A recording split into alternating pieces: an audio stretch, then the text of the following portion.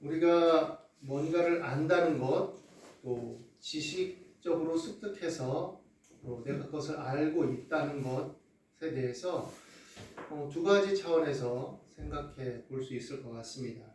하나는 우리가 직접적인 체험과 경험을 하지 않지만 그럼에도 불구하고 다양한 우리 삶의 여정들에 쌓여온 여러 배경이 되는 지식, 또 상식, 감각, 또 문화적 습득, 감수성 이런 것들을 통해서 기본적인 어떤 그 바탕이 있는 거죠. 그래서 어떤 글이나 정보를 접하고 읽을 때 내가 어떤 면에서 그것을 체험적으로 아는 것은 아니지만 그 지식의 내용과 논리를 따라서 아 그렇구나 이렇게 전개되는구나 라고 알고 생각할 수 있죠. 또 하나는 어떤 기본적인 타당성 있는 명제적인 근거를 통해서 또 그것에 논리성을 부여해서 계속 전개시켜서 다른 정보와 지식들과 논리들과 이렇게 연결성을 가지고 계속 전개해 나갈 때 그 타당성이 우리가 납득이 되어질 때 우리는 그것을 직접적인 체험을 한 건 아니지만 지식으로서 또 받아들이고 수용하게 되기도 합니다.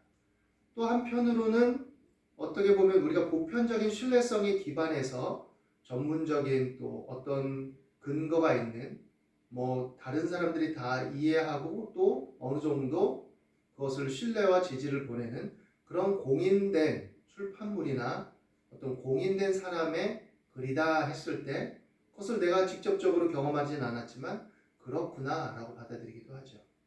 그런데 그런 것들, 그런 지식과 정보들도 결국은 어떨 때 중요하느냐? 내가 그것을 통해서 내 삶의 직접적인 체험, 직접적인 삶의 실천성, 직접적인 적용이 있을 때, 사용이 되어질 때 그것이 어떻게 보면 오히려 더 내게 유익하고 또 내게 쓸모가 있고 풍성하게 와닿죠. 물론 그렇게 하지 않아도 내게 체득된 그런 지식과 정보의 쌓여짐은 나의 마인드, 관점, 여러 생각, 또 감각적인 판단력, 직감적인 판단의 지식들과 다 맞물려 있기는 합니다. 그러나 내 삶의 것이 조금 더 적극성을 띠고 적용하고 체험적으로 실천적으로 나아가질 때 그것이 더 풍성하고 또 내가 맛보아 아는 것처럼 알아가는 그런 면들이 생길 수가 있는 것이죠. 오늘 요한일서 1장 1절 처음은 뭐라고 얘기하냐면 태초부터 있는 생명의 말씀에 관하여는 우리가 들은 바요, 눈으로 본 바요, 자세히 보고 우리 손으로 만진 바라. 이건 뭐냐면 우리가 체험했다 이겁니다.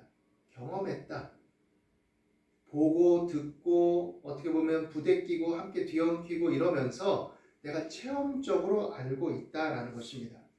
이것을 긴 어떤 그 역사적 연원과 더불어서 일종의 인식지평의 어떤 차원에서 얘기를 한다면 구약에 예언된 어떤 선지자들의 글들과 여러 역사적인 차원들 속에서 그들의 직접적 체험들이 집대성되어져서 그들이 열망하던 그 메시아, 그 그리스도를 만났는데 그 말씀의 본체로서 우리에게 오신 것을 우리가 확인했다라는 것이죠. 그리고 그분과 더불어서 부대끼고 체험하며 그를 알았다라고 말합니다. 근데 그 알아감은 어떤 식의 알아감이었냐? 정답만 알아간 게 아니에요. 실제적으로 보면. 우리가 신앙생활을 하고 하나님 말씀을 읽고 듣고 배우고 이러면 항상 정답을 갖고 있고 정답을 통해서 산다고 생각하기 쉽지만 그렇지 않습니다. 왜냐하면 제자들의 삶을 봐도 그래요. 그 이전에 이미 구약의 신자들의 삶을 봐도 하나님의 율법이 주어지고 하나님과의 소통의 어떤 그 당시 시대성을 반영한 제사와 여러 제도들이 주어져도 그들이 그것을 어떤 식으로 이해하고 성취하느냐에 따라서 다 다릅니다. 오히려 그것이 왜곡되기도 하고 오용되기도 하고 빙자되기도 하죠. 예수님의 제자들은 예수님과 더불어 동고동락했습니다. 그런데 그들이 예수님에 대해서 직접 맛보고 알았다고 해서 정확하게 알고 그 이해가 또 밝고 그랬냐? 그렇지만도 않죠. 그들의 어떤 기본적인 선입관념들이나 마음에 있는 여러 가지 다양하게 뒤섞인 욕망의 기제들이 왜곡해서 보는 거죠. 확실하게 보고 얘기하는 건데도 왜곡되어 있었고 또 또 자신들이 확신 속에서 고백하고 얘기했음에도 불구하고 그대로 하지 못했고 다양한 어떤 변이들이 있었던 거죠. 그러니까 그 부대낌 속에서 알아가는 겁니다. 사실은 실패하고 좌절하고 오해하고 곡해하고, 그렇지만 그럼에도 불구하고 그들이 넘어지고 실패하고 좌절했음에도 불구하고 성장하고 발전하면서 이해의 원만함에 더욱더 다가가고 이룰 수 있었던 것은 무엇이냐? 끊임없이 주님을 알고자 하고 주님과 더불어 있었다라는 것이죠. 그것이 이들에게 생명이 됐고 그것이 이들에게 이해를 밝혀주었다라는 것입니다. 어린아이가 사람을, 세상을, 관계를 이해하고 자라갈 때 그 이해가, 그 범주가 아주 좁습니다. 자기 세계의 범주 안에서 자기 어떤 그 이성의 어떤 성숙도에 따라서, 어떻게 보면 생물학적으로 얘기하면 뇌의 성숙도와 발달에 따라서, 그것에 따라서 이해되죠. 사실 어떻게 보면 젊을 때는 흑백 논리에 입각해서 입체적인 사고가 잘 안 되죠. 옳고 그름 이것만 따지고 이거냐 저거냐 이런 식이죠. 유아적인 세계도 벌써 그렇습니다. 감각적으로 세상을 인식하고 일종의 정동적 정서로서 세상을 인식하는데 내게 좋으냐 나쁘냐, 내가 불쾌하냐 불쾌하지 않냐, 내가 기쁘냐 안 기쁘냐, 내가 만족스럽냐 만족스럽지 않느냐, 이런 일종의 감각적 기제를 통해서 어떤 나름의 판단을 갖고 또 그것을 통해서 일종의 나름의 상상적 기제, 판타지가 생성이 돼서 그걸로 세상을 인식해 나가는 거죠. 그런데 외부 대상이 나에게 어떤 일정한 안정된 감각적 만족이나 자기의 정서를 반응하는 어떤 양상들을 계속 공급해주면 그때서야 이제 내면화가 이루어지고 자기 반영이 되어져서 이제 대상을 알게 되고 대상과 분리하는 개별성을 갖게 되고, 그러면서 세상을 좀 더 폭넓게 알게 되고 여러 지식과 정보의 다층적인 것들도 흡수하고 소화하게 되고 이렇게 성장해 나가는 거죠. 거기서 중요한 것은 지속적인 공급과 관계성이죠. 관계. 이것을 통해서 잘 성장할 때 우리는 성장과 성숙을 이룬다라고 말하지만, 그것이 박탈되고 결핍될 때는 병리적이 되고 또 문제가 생기고 역기능이 되고 이럴 수 있다라고 얘기가 되어지는 것이죠. 주님을 믿고 우리가 잘 살아갈 때 그 살아감 안에서 우리는 실패도 하고 좌절도 하고 어려움도 겪고 또 내 어떤 확신 속에서, 내 신뢰 속에서 이거는 반드시 분명하다라고 말할 수 있는 것들도 있지만, 때로는 그것이 내 욕망이나 또 내 왜곡된 생각이나 내 어떤 선제된 그릇된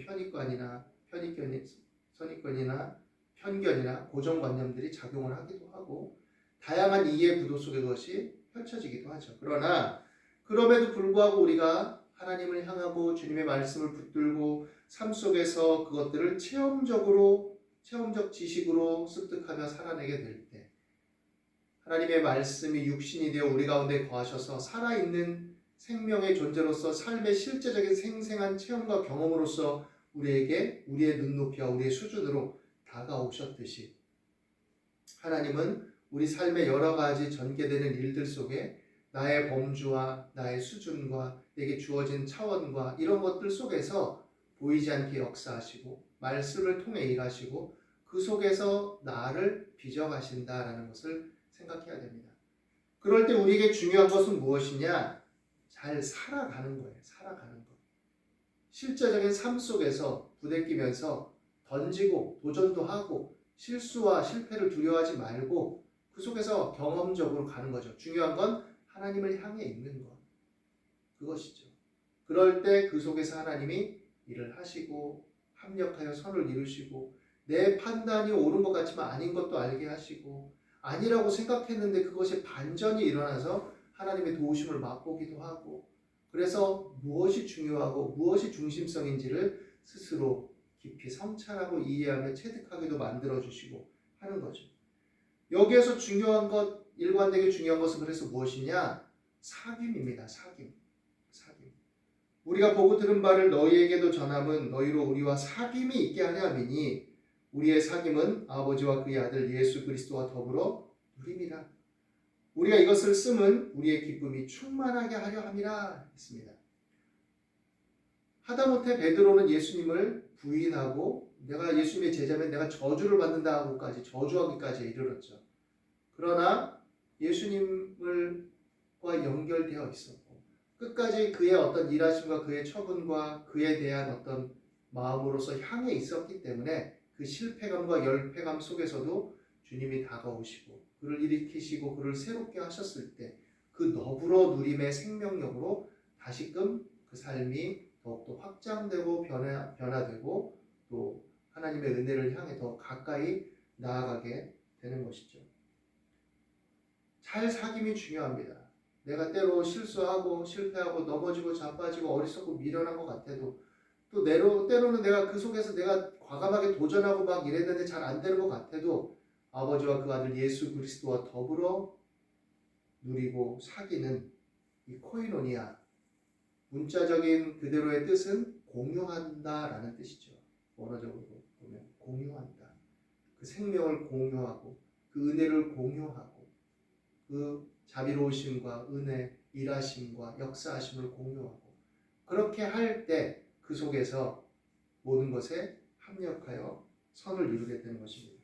그래서 그렇게 살아갈 수 있다면 우리는 충만한 기쁨을 알게 될 것이다. 그것을 누리게 된다라고 말하고 있습니다. 왜냐하면 하나님을 사랑하는 자 곧 그의 뜻대로 부르심을 입은 자들에게 모든 것이 합력하여 선을 이룸을 궁극적으로 맛보며 또 그 결론에 도달할 것이기 때문이죠.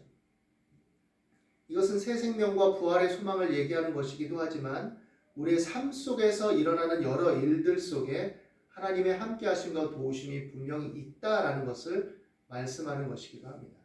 그래서 우리에게 주신 하나님의 형상을 닮은 인격적 속성의 이성과 감정과 의지의 어떤 인격적 통합성을 가지고 여러분들이 생각하고 판단하며 하나님을 바라보면서 여러분의 삶에 주어지는 것들을 맞아들이고 내가 할 수 있는 한도와 그 범주와 또 가용 범위와 또 관계성들의 하나님의 도우심과 지혜를 구하면서 내가 적극적이고 능동적으로 도전하고 때로는 그것을 뛰어넘는 과감한 도전들을 또 해나갈 때 그럴 때 하나님을 끝까지 신뢰하며 하나님을 바라보는 그 믿음의 정체성을 가지고 그렇게 해나간다면 두려워하거나 염려할 것이 없다라는 것이죠. 왜냐? 실패도 결국은 하나님의 도우심과 은혜를 힘입어서 좋은 결실로서 또 다른 빚음으로써 또 다른 길을 여심으로써 또 다른 대안을 주심으로써 이루어 주실 수 있다는 것을 알게 될 것이기 때문입니다. 어떻게 보면 우리는 무언가를 꽉 쥐고 있으면 그게 전부라고 생각할 때가 많아요. 또 절박할 때는 더 그렇죠. 내가 힘들 땐 더 그렇고 내게 눈앞에 있는 자원이 그거밖에 없을 땐 더 그렇죠. 그러나 때로는 그것을 놓아야 될 때 그것이 너무 힘들고 어렵지만 놓고 다른 것을 잡을 수 있는 길이 열릴 수도 있는 것이죠. 그러니까 하나님의 은혜를 바라보고 신뢰하면서 내게 주어진 분량과 지혜대로 그 속에서 하나님의 인도하심을 구하며 나아갈 필요가 있다라는 것입니다. 오늘 이 말씀 안에서 아버지와 그 아들 예수 그리스도와 더불어 누리는 그 생명의 충만한 사귐을 여러분들 갖게 되기를 바랍니다. 하나님의 말씀을 기억하고 하나님의 역사하심과 일하심을 신뢰하고 때로 성령 안에서 무시로 또 때를 따라서 그때그때 길을 걷든지 또 차를 타고 이동을 하든지 또 일하는 중 공부하는 중 중간중간에 생각을 통해서 하나님을 향하고 하나님 도와주십시오. 하나님 길을 열어주십시오. 하나님 지혜를 주십시오. 하나님 붙들어 주십시오 할 때 하나님 그 속에서 여러분들의 길을 인도하시고 있음을 알게 될 것입니다. 당장은 우리 이해가 밝지 않아서 못 깨달을 수도 있습니다. 예수님의 제자들도 마찬가지였어요. 예수님이 아무리 얘기하고 비유를 풀어주시고 이렇게 해도 그들의 실체적으로 보여주시고 해도 자신들의 이해와 욕구 속에서 왜곡하고 자신들의 받아들이고 싶은 대로 받아들이고 이럴 때가 많았죠. 그러나 궁극적으로 그 여러 실패와 오류와 부대낌 속에서 결국은 그들의 체험들이 통합된 지식으로서 체험적인 지식으로서 믿는 것과 아는 것이 하나된 지식으로서 귀결되는 차원으로 더욱더 나아가게 되었다라는 것을 생각해 봐야 될 것입니다. 그러므로 하나님이 끝까지 붙드신다는 그 신뢰감 속에서 믿음의 담대함을 가지고 하나님과 더불어 누리고 또 사귀며 하나님을 의지하는 믿음의 삶의 또 은혜가 담대함이 여러분 안에 충만하게 되시기를 예수님 이름으로 축원합니다. 기도하겠습니다. 두려워 말라 내가 너와 함께하느니라. 놀라지 말라 나는 내 하나님이 됨이니라. 내가 너를 굳세게 하리라. 참으로 너를 도와주리라. 참으로 나의 의로운 오른손으로 너를 붙들리라 하신 하나님, 그 말씀의 연속선상 속에 오늘 그리스도 안에 있는 우리에게도 이 말씀이 또한 우리의 말씀이 되며 확신의 말씀이 됨을 믿습니다.